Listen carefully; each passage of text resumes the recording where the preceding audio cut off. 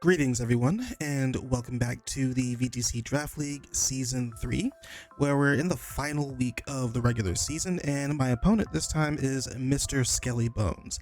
Before we get into the actual match itself, though, got some interesting things going on. I did make 3 final trades to close out the season. After this, the rosters are all locked, so you'll see Sandy Shocks, Gardevoir, and Vaporeon are no longer there. Instead, in their places, Azumarill, Crocodile, and Espeon.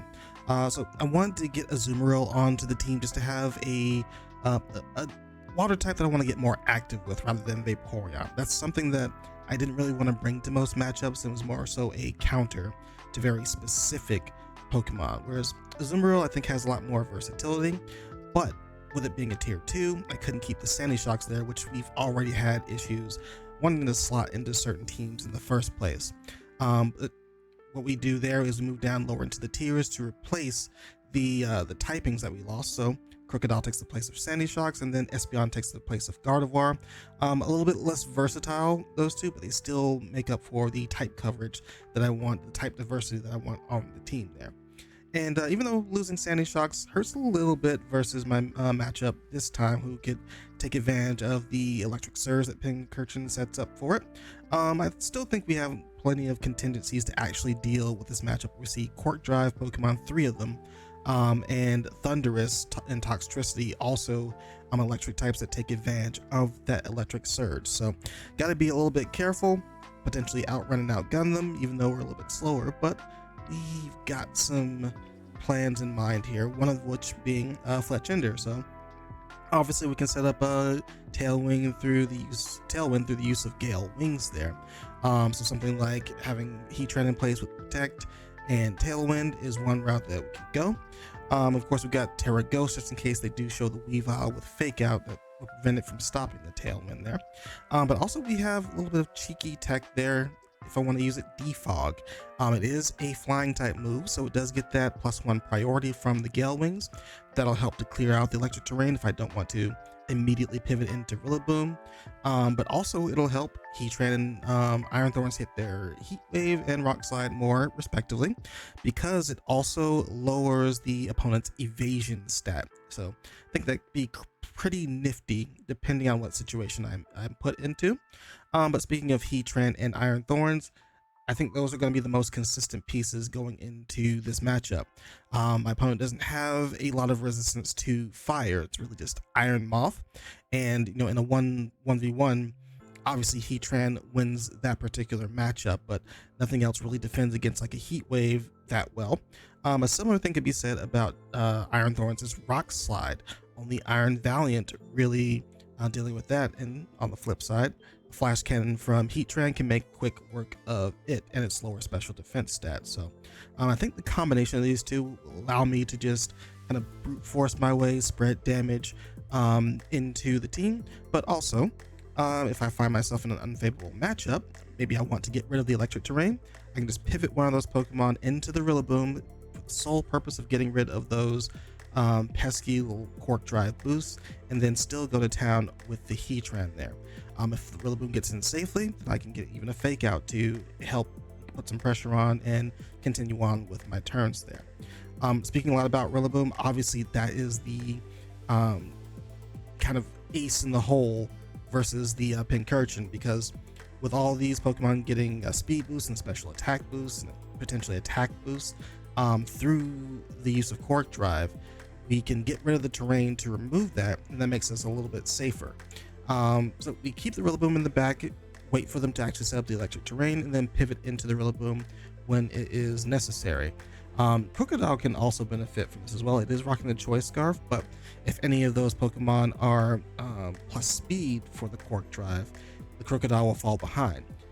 But if Crocodile is in place and we get the Rillaboom in, clear the electric terrain, that also clears those Quark Drive boosts, therefore allowing the Choice Scarf to prevail on the Crocodile, and in hopes we get a cheeky KO from there. Last but not least, we do see Salamence just running a special set just to balance out the offense of my team, since it's mostly physical. Heatran will be doing just about the same thing, just a little bit slower, but stronger. Very relevant there. Salamence wasn't really needed, but I gotta fill a 6 Pokemon slot either way, so figured that is the best that I can do. And it keeps a 100% usage stat since I picked it up, so I'm grateful for that too. But yeah, enough about that. Let's go ahead and get into the matches. Starting off with game number 1, we have the Thundurus Therian, Iron Valiant, Toxtricity, Iron Moth, Iron Leaves, and Pincursion that we're facing up against. And the Terra typings are interesting. They're very all in on an offense here. We can see 3 different Pokemon with Terra Electric. Thundurus Therian, of course, Terra Electric, so it can get grounded and take advantage of that electric terrain that the Pincursion sets up. We also see Iron Leaves. It does learn Wild Charge, so with the boost it automatically gets from the Quark Drive and the stab from the electric that it'll get once it Terras. That's also kind of a devastating combination there. Toxtricity with Terra Normal type, potentially boosting up some Boom Burst to try and hit AoE. Iron Valiant with Terra Fairy, and Iron Moth with Terra Grass, as is typical for most most fire types, I'd say.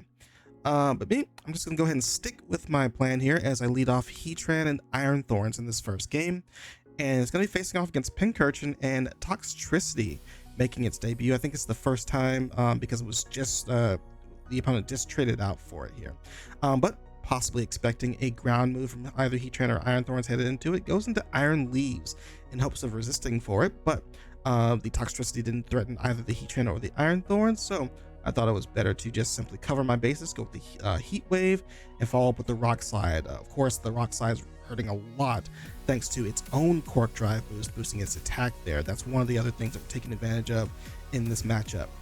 Following turn, though, Iron Moth with the Energy Ball, we do Terra Poison just in case that move was launched into Iron Thorns, and we guessed right. That allows us to get a free Heat Wave with the Heatran.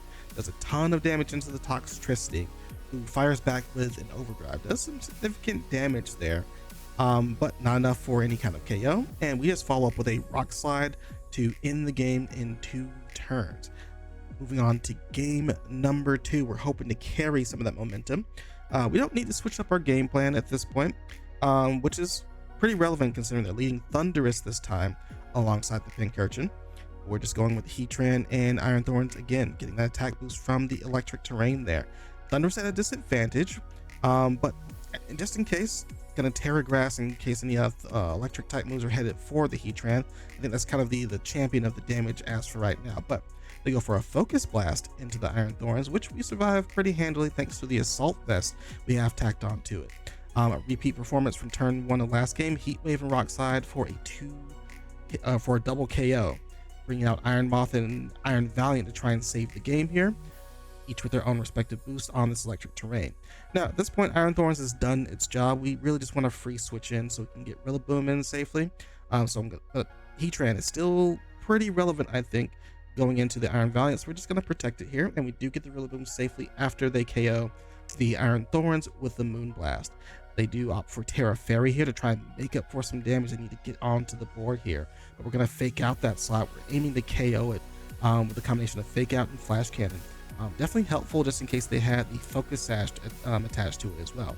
They do get the KO with Overheat onto the Rillaboom. I get a KO onto their Iron Valiant with Flash Cannon. Now the Iron Moth without the Quark Drive boost and down 2 stages in the special attack stat are facing down by Heatran and Salamence. It still has Sludge Wave, which does a ton of damage, but thanks to those drops, not enough to get a KO onto the Heatran, so it survives it handily, and Salamence didn't take too much pain either. So they get to freely Air Slash and Earth Power to 2-hit KO this Iron Moth and in the game. Good game to my opponent.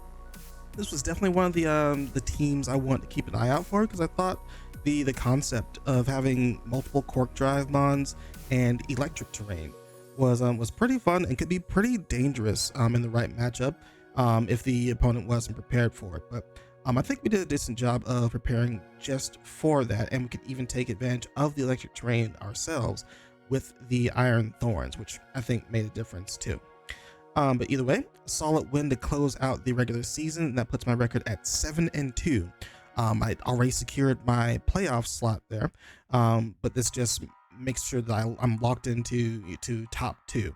I think it will end up in second place just based on the final matchups that we're waiting for. But either way, I'm pretty proud of this season, particularly because of Rillaboom and Heatran just showing their consistency as a duo, even though amongst the tier ones, they're not like legendaries or paradox Pokemon. I think that was pretty cool. Brought them every week.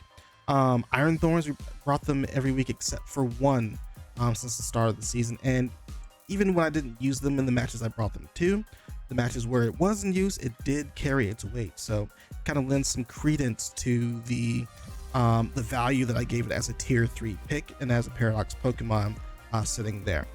But I'm really curious to see how these trades will work out as we move into playoffs. So we'll be covering my matches going from there, and maybe some of the other matches. I think will be 32 contestants moving forward into that playoff stage. But once I get more information, we'll go from there.